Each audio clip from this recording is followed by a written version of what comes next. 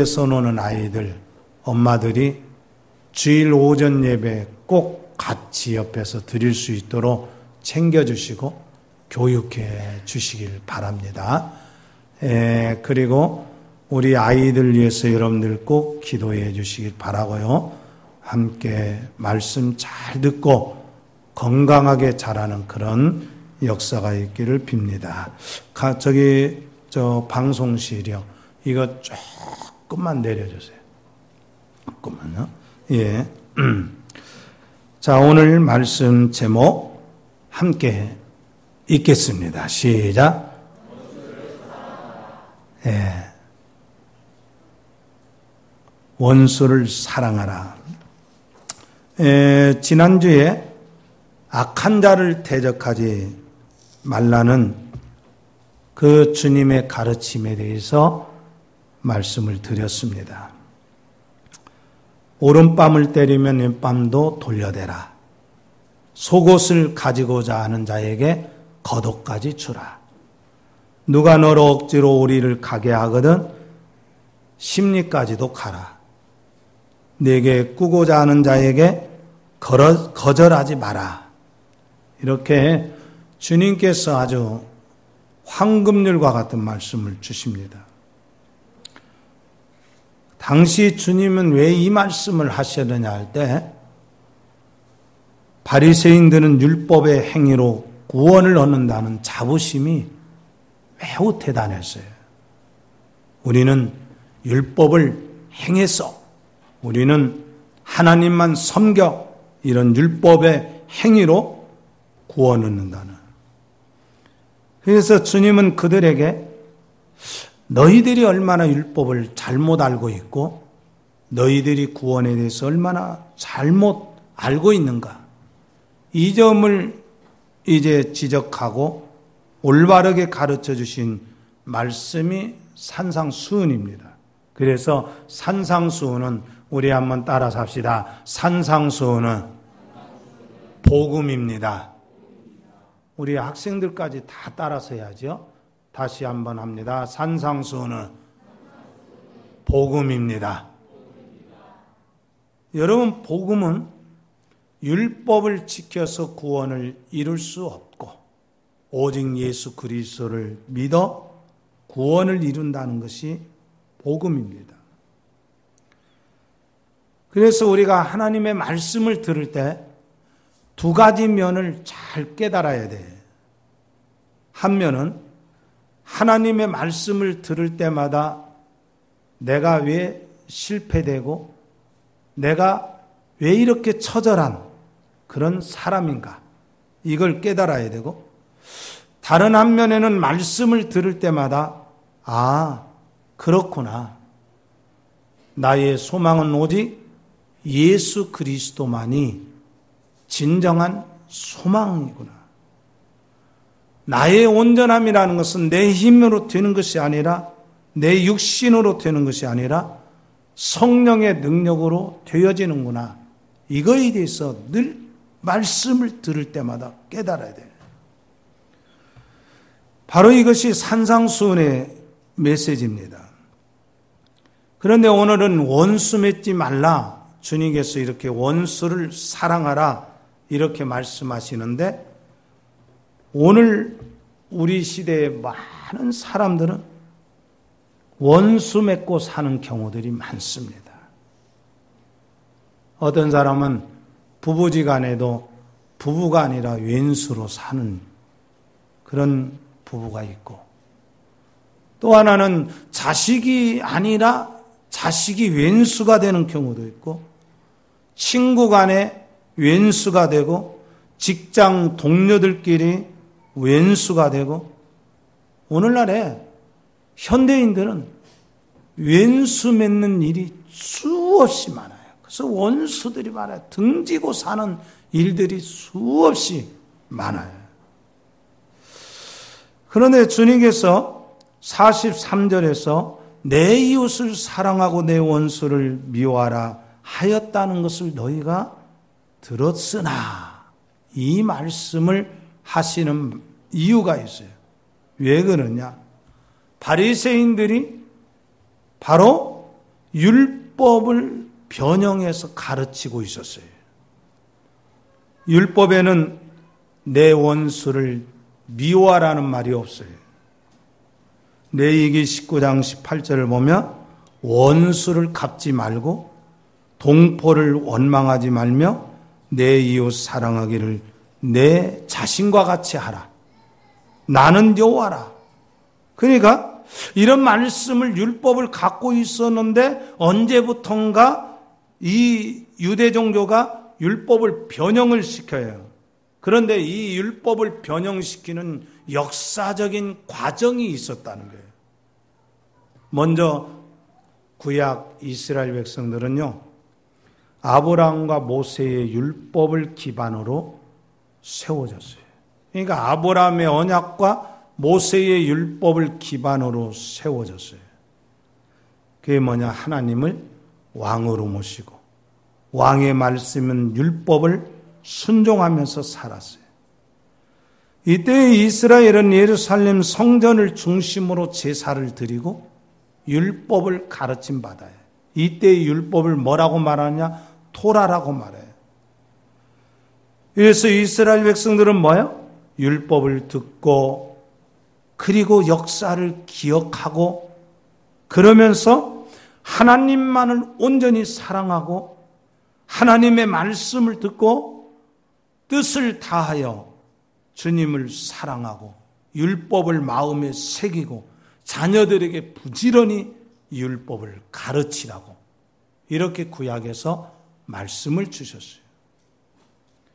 그래서 이스라엘 백성들은 이 언약을 붙들고 율법하에 순종하며 살아갈 때에 그 삶의 윤택함이라는 것은 이루 말할 수가 없었어요. 또 하나 구약 이스라엘은 이 율법을 따라 살았어야 되는데 율법을 따르지 않고 우상 숭배를 하고 음행을 하고 공의가 사라지고 부정부패를 행해서 하나님을 배역합니다. 그 결과 나라가 둘로 분열됩니다. 그러니까 하나님께서 하나님을 왕으로 삼고 진정으로 그 왕의 메시지를 듣고 그 메시지에 순종하며 살아가도록 하나님께서 그렇게 말씀하셨음에도 불구하고 우상 숭배예요. 그래서 그 결과 분열돼요. 그래서 항상 따라 삽시다. 죄가 분열하게 합니다. 다시 한번 따라 삽시다. 분열하는 곳에는 죄가 도살입니다. 항상 분열하는 곳에는 죄가 도살이에요.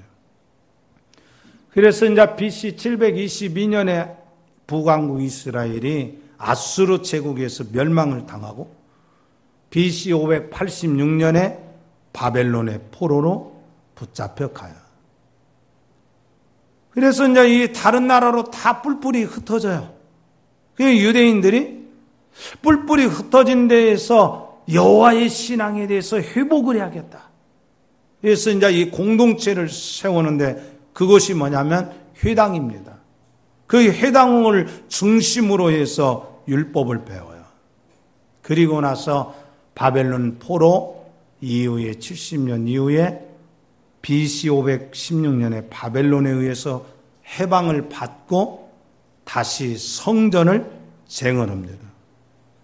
그래서 이제 이스라엘에는 뭐가 있었느냐? 성전이 있고 회당이 있었어요. 성전은 예루살렘에 있고 회당은 각 지역마다 이렇게 있었어요. 그래서 이제 성전과 회당이 이스라엘 백성들의 영적 중심지 역할을 했어요. 그때는 다시 희망을 걸 수가 있었어요. 율법학자 에스라가 율법을 매일같이 가르쳐줍니다. 그리고 느헤미야 총독이 참으로 공의로운 정치를 하고 역사를 일깨워줘요. 그런데 이스라엘 백성들이 어떤 일이 생기냐면 이제 말라기 선지자 활동 이후에 하나님의 계시가 중단이 돼요. 그러니까 이때부터 몇 년 동안이느냐? 400년 동안 하나님의 계시와 말씀이 내려지지 않아요.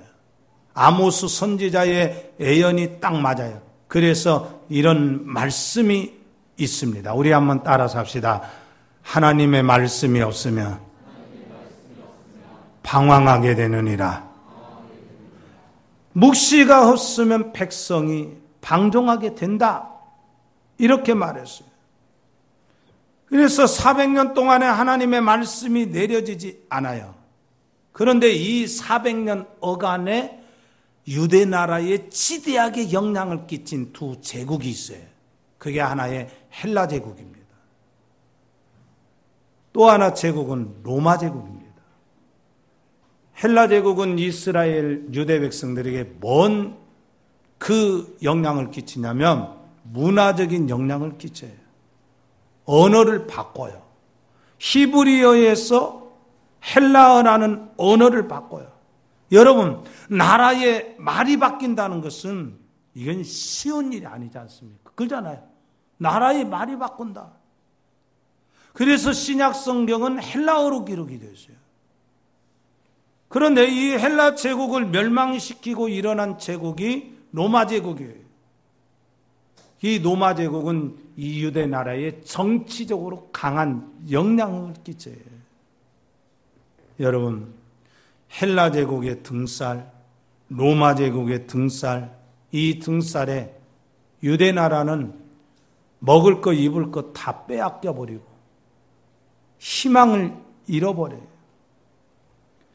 그때 이제 이 이스라엘 유대 백성들이 야, 우리 이렇게 살지 말고 정신 차려보자, 영적으로 깨어나보자 해가지고 마카비라고 하는 사람을 중심으로 해서 정치적 독립을 하고 마지막 유대 왕조라고 불리우는 하스몬 왕조가 딱 재건이 됩니다. 근데 문제는 이제 이때의 사람들이 정말 우리가 헬라의 신전들을 버리고 로마의 우상들을 버리고 오직 하나님만을 섬기자, 이렇게 결정을 해요. 그래서 이제 이때 이런 결정을 하는데 유대교 안에서 새 분파가 생겨요. 우리 믿음의 순수성 율법을 그대로 지키자고 하는 바리새파가 있고, 아니면 야, 우리 신앙 그렇게 올곧게 가질 필요가 없다, 좀 세상과 이 현세적인 구원을 강조하면서 세상과 야합하면서 우리 적당히 신앙생활하자는 사두개파가 있고, 아예 우리 속세를 떠나서 율법적 생활을 하자는 에셈파가 있었어요. 그러니까 이런 이 과정 속에서 어떻게 하면 이제 율법을 잘 지킬 것인가 하는 이 바리새인들이 율법을 교육을 받습니다. 이 납비들이 교육을 받는데 어떻게 교육을 받냐면 율법에다가 전통을 하나씩 세워요. 어떻게 하면 안식일을 거룩하게 지키냐, 주일을 거룩하게 지키냐. 대표적인 건데 안식일에 노동하지 말라고 했으니까 안식일에는 오리 이상을 벗어나도 안 되고, 안식일에는 머리에다가 핀을 꽂아도 안 되고, 안식일에 소가 웅덩이에 빠졌을 때에 건져내도 안 되고, 안식일에 병을 고쳐줘도 안 되고, 안식일에는 밥을 먹기 위해서 부를 때도 안 되고. 그러니까 안식일 날이 돌아오면 그 전부터 모든 것을 다 올수도시켜요. 근데 뭐냐면 안식일 날 새치기, 안식일 날에 누려야 할 영적 자유를 빼앗아 가버려요. 왜 이렇게 안식일 날을 지켜야 되는데 자유가 없고 영적 자유가 없고 기쁨이 없고 평안이 없는가? 그리고 누군가가 저 사람 머리 핀 꽂았네? 저 사람 안식일 범했네? 뭐 하네? 이런 정죄들이 서로 급급해요. 그래서 마찬가지로 신앙생활에 복음을 잘못 배우면, 우리 한번 따라서 합시다. 복음을 잘못 배우면 신앙생활하면서 다른 사람들을 정죄합니다. 잘못 배운 복음, 잘못 배운 신앙생활의 계율을 가지고 유대인들은 뭐 했느냐? 다른 사람들을 막 정죄하기 시작해요. 그래서 이제 예수님은 이 산상수훈을 통해서 바리새인들이 왜곡시킨 율법의 정신을 바르게 회복시키는 가르침을 계속합니다. 바리새인들이 율법을 어떻게 왜곡시켰는가? 이것을 6가지 예를 들어서 말하는데 뭐냐? 바로 율법을 나는 폐하러 온 자가 아니다. 나는 율법을 완전하게 하러 왔다. 살인은 문자적으로 죽이는 것만이 살인이 아니라 미워하는 것이다. 욕을 하는 것이 살인이다. 간음은 마음에서부터 시작이 된다. 형 헛된 맹세를 하지 마라. 악한 자를 대적하지 마라. 그리고 오늘 원수를 사랑하라. 이렇게 가르치는 주님의 말씀은 당시의 바리새인들 가르침하고 전혀 달라요. 자, 예수님의 가르침을 듣고 당시의 사람들이 얼마나 놀랐는가? 우리 7장 말씀을 한번 보도록 합니다. 7장 이제 28절 29절 한번 같이 읽도록 합니다. 읽습니다. 예수께서 이 말씀을 마치심에 무리들이 그의 가르치심에 놀라니 이는 그 가르치시는 것이 권위 있는 자와 같고 그들의 서기관들과 같지 아니함일러라. 아멘. 이게 뭐냐면 가르침에 대해서 예수님의 가르침은 생명력이 있어. 그런데 바리새인들의 가르침은 생명력이 없어요. 그러면 성경의 원수에 대해서는 어떻게 하라고 했는가? 바리새인들이 원수에 대해서 어떻게 변형시켰는가? 이것은 구약의 말씀을 잘못 흉내내는데 급급한 것이에요. 구약 성경에는요, 원수를 철저하게 쫓아내라 하는 명령이 있어요. 여러분, 우리가 살다 보면은 원수 관계가 원수 관계가 생겨져야 안 생겨져요. 기분 나쁜 일, 기분 나쁜 사람이 생겨야 안 생겨요? 생기죠. 그런데 실제적으로 어떤 사람이 원수며 어떤 범위가 원수의 범위며 이런 부분들에 대해서 우리는 너무 명확한 메시지를 붙들고 있지 않아요. 구약 성경에는요, 이스라엘 백성들이 가나안 땅을 점령할 때 하나님께서 뭐라고 했냐면 가나안의 7 족속들과 사귀라, 쫓아내라. 쫓아내라고 그래요. 그러면서 시편을 보면 원수를 보복해 주실 것을 간구하는 내용이 나와요. 주 여호와여, 나에게는 은혜를 베풀어 주시고 나를 일으켜 주시어서 내가 그들에게 보복을 할 수 있게 하소서. 시편 54편 7절에 보면 참으로 주께서는 모든 환난에서 나를 건지시고 내 원수가 보응받는 것을 내 눈이 똑똑히 보게 하셨습니다. 그러면서 이 시편 94장은요, 전체 내용이 원수에 대한 보복시가 되어 있어요. 그런데 이 이스라엘 랍비들, 바리새인들, 서기관들은요, 이 구약에 나타난 저주의 본질을 잘 살피지 않고 이렇게 생각하는 거예요. 아, 원수는 미워해야 하는구나. 이런 조항을 세워요. 그래서 이 바리새인들은 원수는 미워해야 된다. 이것을 혼동시켜요. 그러면 우리가 이런 건 있잖아요. 어떤 사람이 공의와 진리를 잘 따르고 있는데 그 공의와 진리를 따르는 사람에 대해서 늘 해악을 끼쳐요. 그러면 우리는 어때요? 그 사람에게 동일하게 태도를 취할 것 같아요? 아니잖아요. 사도 바울도 이렇게 말했잖아요. 십자가의 원수로 행하는 자들이 있다. 이렇게 말했어요. 그러면서 1차 전도여행 때 구브로를 가서 거기에 무슨 일이 있냐면 엘루마라고 하는 사람을 만나는데 뭐라고 말하느냐? 저 엘루마는 모든 거짓과 악행이 가득한 자요, 마귀의 자식이요, 모든 의의 원수다. 사도 바울이 이렇게 지적했어요. 그러니까 엘루마 같은 사람에게 정말 원수를 사랑하는 말이 정당한가? 오히려 바울처럼 하나님의 심판을 선언하는 것이 정당한가? 이 사이에서 우리는 헷갈리지 말아야 돼. 분명히 우리는 이런 게 있어요. 뭐냐? 베드로전서 5장 8절에 보면 근신하라 깨어라 너희 대적 마귀가 오는 사자같이 두루다니며 삼킬 자를 찾나니 마귀를 대적하라 그랬어요. 1차적으로 우리 한번 따라서 합시다. 마귀를 대적하고 마귀를 미워하라.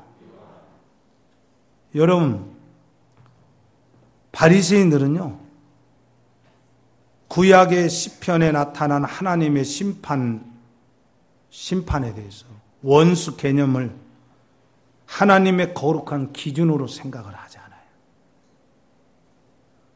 그러니까 하나님이 원수에 대해서 심판했던 것처럼 자신들이 원수라고 정한 사람들에 대해서 그 사람들은 철저하게 미워요.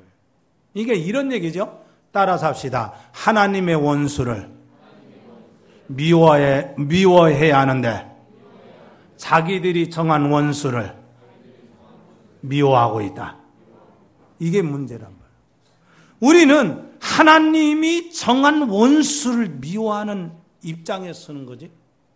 내가 정한 원수에 대해서 원수라고 내가 잘못 정해놓고 내 감정에 따라서 그 사람을 미워하고 그 사람을 비판하고 이게 우리들의 혼동이에요. 마귀는 우리의 원수들입니다. 또 하나는 마귀의 지배를 받아 하나님의 나라를 해방하는 그 사상도 우리에게는 원수된 사상입니다. 그래서 하나님께서 원수라고 딱딱 정해놓은 그런 민족들이 있었어요. 그게 바로 가나안 7족속 쫓아내라. 그 다음에 아멜렉을 하나님의 대표적인 원수로 삼았어요. 그러나 유대인들은 원수에 대해서 하나님이 정해놓은 사상과 비진리와 악한 일들에 대해서 원수 개념을 삼은 것이 아니라 자기들이 민족적 편견을 갖고 어떤 부류에 대해서 저 사람들은 무조건 원수 이렇게 왜곡시켰다. 그래서 바리새인들은요 인류를 둘로 딱 나눠요. 선민과 이방인. 그래서 유대인들은 자신들은 아브라함의 혈통을 이어받은 선택한 백성이라는 자부심 이걸 가져요. 자부심 이게 괜찮은 게 있어요. 내가 누구인가 정체성에 대한 분명한 인식 이건 괜찮아요. 그런데 문제는 유대인들은 바로 자신들만이 선민의 특권을 누리는 자들로서 이방인들은 어떤 사람들이냐? 하나님으로부터 철저하게 저주받을 사람, 지옥의 땔감이라 이렇게 비교를 했어요. 유대인들은 기도를 할 때도 죄인이라는 부류들과 다르게 기도를 합니다. 하나님이여, 나는 다른 사람들과 같이 도색하지 않았습니다. 불의하지 않았습니다. 간음하지 않았습니다. 나를 저 세리와 같이 아니함을 감사합니다. 이렇게 해서 그런 나머지 바리새인들은 사랑의 대상에 대해서 제안을 해요. 사람을 이웃과 원수로 나눠놓고 이웃은 사랑하고 원수는 미워하라. 이렇게 가르쳐요. 예수님을 시험하기 위해서 질문한 한 율법사, 거기에서 확인할 수 있죠. 율법사가 예수님께 찾아와서 선생님, 내가 어떻게 해야 영생을 얻을 수 있습니까? 이렇게 물었죠. 그러니까 예수님께서 율법에 뭐라고 기록되어 있느냐? 이렇게 하니까 뭐라고요? 십계명 이야기하죠. 또 그래요. 그러니까 예수님께서 그래? 옳다. 바로 율법의 이야기보다 더 중요한 것이 뭐냐? 내 마음을 다하고 목숨을 다하고 힘을 다하여 뜻을 다하여 주 너의 하나님을 사랑하고 또한 내 이웃을 내 자신과 같이 사랑하라. 율법사도 이야기를 똑같이 고백을 해요. 그러니까 자기가 하나님 사랑하고 이웃을 사랑하는 것처럼 그렇게 착각하고 있어요. 그러니까 예수님께서 네 이웃이 누구냐? 그러니까 내 이웃이 누굽니까? 여러분, 사람은요, 내 이웃을 찾아야. 어쩌면 율법사는요, 자신의 이웃이 많았을 것이에요. 제사장을 비롯하여 당시 지도자적인 그룹들, 바리새인들, 서기관들이 다 자기의 이웃이었을 거예요. 그러나 예수님은 이렇게 가르칩니다. 내가 이웃을 찾는 것이 아니라, 따라서 합시다. 내가 누구의 이웃이 되느냐? 그러니까 나의 이웃이 누구냐 이걸 찾는 것이 아니라 내가 누구의 이웃이 되느냐 하는 것을 주님은 물으셔요. 강도 만난 사람의 이웃이 누구인가? 주님이 그걸 가르치지요. 강도 만난 사람의 이웃은 제사장도 아니고 레위인도 아니었어요. 유대인들이 개처럼 취급했던 사마리아 사람이 강도 만난 사람의 이웃이 되었어요. 만약에 바리새인들처럼 민족을 나누고 내 민족이 아닌 사람은 원수로 취급했더라면 강도 만난 사람을 사마리아 사람이 돕지 않았을 거예요. 교회도 마찬가지예요. 사람을 나누어서 저 사람은 되고 이 사람은 안 되고 이 사람은 되고 저 사람은 안 되고 목사와 장로를 나누어서 저 사람이 목사의 편을 드느냐 장로의 편을 드느냐 누가 목회자에게 더 가까이 하느냐 가려서 공격을 하고 비평을 하고 이런 시장바닥과 같은 교회들이 오늘날 얼마나 많습니까? 얼마나 많아요. 그러니까 천박한 구원, 예수 믿고 구원 받았다고 하는 사람들이 모인 것이 교회 아닙니까? 그런데 천박한 구원과는 교회 안에서도 내 가족과 다른 가족 나눠요. 목사의 친족들이 누구냐? 친인척이 누구냐? 나눠요. 친인척 저 사람 딱 우리와는 같이 할 수 없어. 이게 원수 개념을 딱 만들어버려요. 얼마나 웃긴 짓들이에요. 진짜 율법을 제대로 알았어요. 복음을 제대로 알았어요. 교회 안에서 내 가족이 어디가 있고 누 가족이 어디가 있어요. 순교제도 마찬가지예요. 내 순의 사람들만 보이고 다른 순? 여러분, 순이라고 하는 것은 전체가 모여서 영적 교제를 할 수 없으니까 편의상 나누는 거예요. 뭐냐면 항상 전체 교회를 벌써야 돼요. 순에서는 순들끼리 했지만 딱 교회 오면 순의 개념이 싹 사라지고 주님의 한 몸된 교회 이것이 보여져야 돼요. 그런데 마치 바리새인들처럼 유대주의자들처럼 복음과 구원에 대해서 잘못 이해하면 교회 안에서 계속해서 음산한 편을 나눠요. 이게 무서운 그런 신앙입니다. 여러분, 주님은 변질된 율법관을 새롭게 가르쳐줘요. 예수님의 가르침을 정리하면 다음과 같아요. 예수님은 이렇게 가르칩니다. 우리 한번 따라서 합시다. 이웃도 사랑하고 원수도 사랑하라. 바리새인들은 저 이방인들에게는 복음을 전해서는 안 돼, 그렇게 얘기해요. 그러나 그런 거 아니잖아요. 우리가 이방인들을 대할 때, 예수 안 믿는 사람들을 대할 때에 그 예수 안 믿는 사람들을 진정으로 우리 마음속에 품고 그들을 향해서 다가가느냐 이거예요.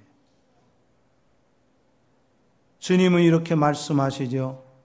오늘 본문 44절에 나는 너희에게 이르노니 너희 원수를 사랑하며 너희를 박해하는 자를 위하여 기도하라.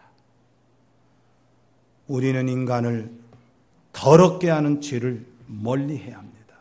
우상 숭배를 하지 말아야 합니다. 그러나 사소한 일로 마음이 맞지 않는다고 적대감을 취하는 태도를 취해서는 안 돼요. 여러분, 예수 믿어도요, 다 나와 같지 않는 거예요. 서로 마음의 높낮이가 다른 거예요. 마음의 깊이가 다른 거예요.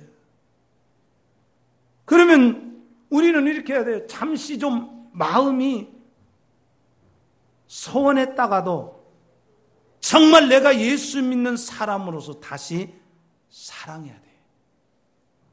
우리 정말 이 복음에 우리 마음을 다 열어놓읍시다. 우리 한번 따라서 합시다. 내 안에 있는 섭섭함을 털어냅시다. 그 섭섭함 털어내. 한 번 마음이 상하면 다시 상종하지 않는 이 교회 안에 그런 모습이 자리 잡는다면 참 하나님이 얼마나 마음이 아프시겠어요. 여기 본문 원수는 우리가 나아가는 길에 장애를 놓는 자, 대적해 오는 자, 환난과 고통을 던져주는 자를 뜻합니다. 근데 우리가 사는 사회에는요, 이런 관계가 언제나 존재해요.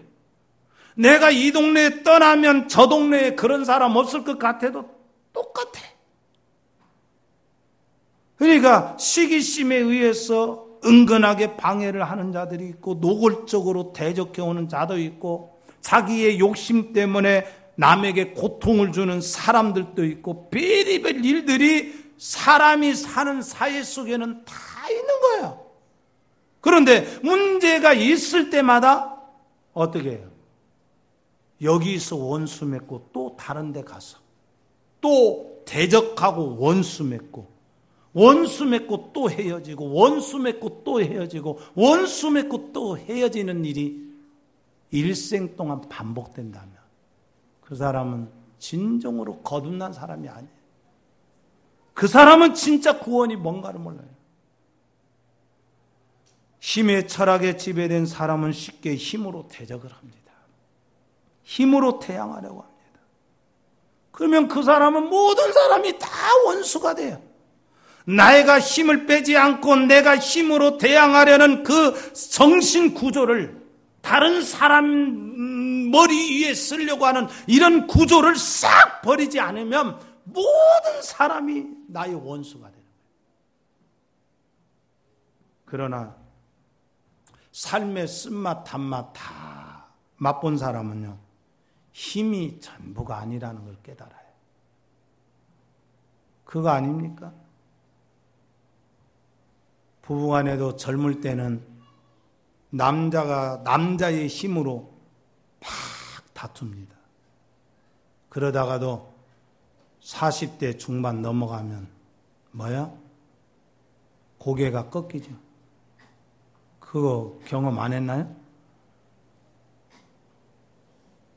꺾이죠.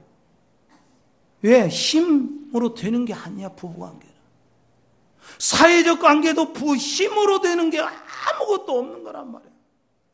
오히려 사랑하는 마음으로 우리들이 삶의 그 과정 속에서 성숙해지는 거 아닙니까?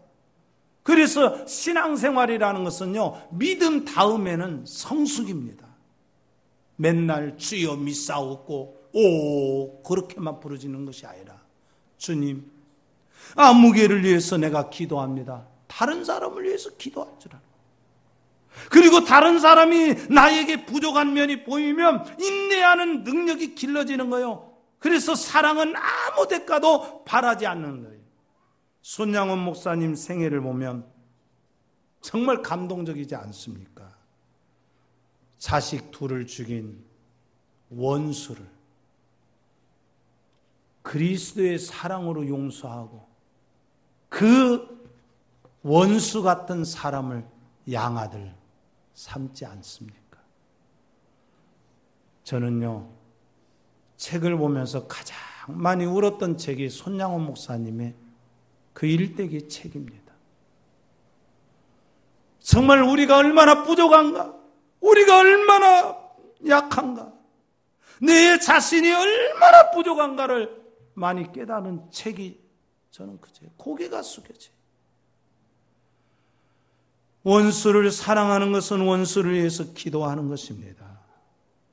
45절을 보면 이같이 한즉 하늘에 계신 너희 아버지의 아들이 되리니 이는 하나님이 그 해를 악인과 선인에게 비추시며 비를 의로운 자와 불의한 자에게 내려주심이라. 여러분, 미국의 16대 대통령 아브라함 링컨 대통령은 일평생 조국 그 나라의 통일을 위해서, 남북 통일을 위해서, 하나의 나라를 만들기 위해서 애를 썼어요. 그런데도 원수가 생겨요. 그래서 결국 암살을 당하고 그러지 않습니까? 김상봉이라는 사람이 장면 박사를 이제 암살하려고 총을 쏘았지요. 그때 그 장면 박사가 김상봉이라는 사람을 석방해 주도록 그를 탄원을 올려요. 이 사람이 나중에 석방이 됩니다. 신학을 해서 목사가 되어요. 목사가 되고 보니 너무 큰 죄를 저지른 거 아니에요. 매월 한 번씩 장면 박사의 묘소를 찾아가서 참회를 합니다. 우리는 우리의 삶 속에서 이런 저런 대적 관계, 섭섭한 관계, 이런 관계가 생겨요. 그럴 때마다 내가 이 사람에 대해서, 저 사람에 대해서 계속 원수를 맺고 살아간다면 내 일생에 자유가 생기질 않아요. 고린도전서 4장 12절로 13절을 보면 또 수고하여 친히 손으로 일을 하며 모욕을 당한 즉 축복하고 박해를 받은 즉 참고 비방을 받은 즉 권면하니 우리가 지금까지 세상의 더러운 것과 만물의 찌꺼기 같이 되었도다. 이렇게 말했어요. 그래서 데살로니가전서 5장 15절에 보면 삼가 누구에게든지 악으로 악을 갚지 마라. 서로 대하든지 모든 사람을 대하든지 항상 선을 따르라. 로마서 12장 20절로 21절을 보면 네 원수가 줄이거든 먹이고 목마르거든 마시게 하라. 그리함으로 네가 숯불을 그 머리에 쌓아놓으리라. 악에게 지지 말고, 우리 한번 따라서 합시다. 악에게 지지 말고 선으로 악을 이기라. 자그마한 거 하나에서 늘 우리는 섭섭한 일은 늘 생길 수 있어요. 사람이기 때문에. 그러나 섭섭하다고 늘 섭섭할 때마다 차가운 표현하고 사람을 갈라놓기 시작하면 우리 인생 피곤해서 어떻게 살겠어요? 사랑하는 성도 여러분, 사실 하나님이 원수 삼은 존재가 누구냐면 하나님의 원수로 사는 존재가 우리 인간입니다. 원래 우리는 어차피 하나님 앞에 쓸 수가 없는 원수예요, 하나님 앞에. 근데 하나님께서는 내가 짓는 죄를 미워하시고 내가 생각하는 악한 생각은 미워하셔도 나를 사랑하십니다. 그래서 이런 말이죠. 우리 한번 따라 삽시다. 죄는 미워하되 사람은 미워하지 마라. 우리가 그러잖아요. 어떤 사람이 악한 일을 할 때 그 악한 일을 동의하라, 그런 얘기가 아니에요. 악한 일에 대해서 그 우상 숭배나 하나님을 배도하는 이런 일에 대해서는 단호하게 거절을 해야 돼요. 그러나 우리는 사람에 대해서는 정말 늘 아끼고 사랑하고 받아들여야 돼요. 주님은 이렇게 말씀하셨잖아요. 하나님은 비를 이방인들과 믿는 우리에게, 악인과 선인에게 동일하게 내려주십니다. 이 말은 무슨 말입니까? 바로 죄인이라는 존재 자체를 하나님은 사랑하신다는 거예요. 죄인이 갖고 있는 캐릭터를 좋아한다는 말이 아니라는 말이에요. 중요한 것은 천국 백성은 뭐냐? 하나님의 아들들이에요. 하나님의 아들들의 특징이 뭐냐? 화평하는 일에 헌신하는 거예요. 파괴와 원수 갚는 일은 사탄이 좋아합니다. 원수까지 사랑하는 자가 하나님의 아들들입니다. 하나님으로부터 난 자들은 원수를 사랑합니다. 사랑하는 성도 여러분, 여러분이 예수 그리스도를 믿어 말씀과 진리로 거듭난 귀한 성도들임을 확신하십니까? 여러분 하나님의 아들이 되었음을 확신하십니까? 하나님의 아들들입니다. 하나님의 아들들이라는 건 뭐예요? 하나님을 닮아가는 거예요. 하나님께서 우리를 어떻게 사랑하셨어요? 우리가 원수 되었을 때에 그 아들을 십자가에 죽게 하셔서 우리와 화목하게 하신 그 하나님의 사랑입니다. 우리가 비록 부족해서 이런 일, 저런 일, 섭섭한 일 생길지라도 그 섭섭한 일로 원수 맺지 마시고 내가 항상 양보하고 내가 그를 위해서 기도할 때 주께서 저와 여러분에게 하나님의 아들로서의 증명이 다른 사람을 사랑하는 것으로 보여지는 걸 믿고 사랑의 귀한 은혜가 여러분들에게 넘치기를 주의 이름으로 축원합니다. 아멘. 기도드리겠습니다. 하나님 아버지, 하나님 말씀을 대할 때마다 내가 얼마나 초라하고 부족한 존재인가를 깨닫게 됩니다. 그런 속에서도 하나님께서 우리를 사랑하시고 예수님이 우리를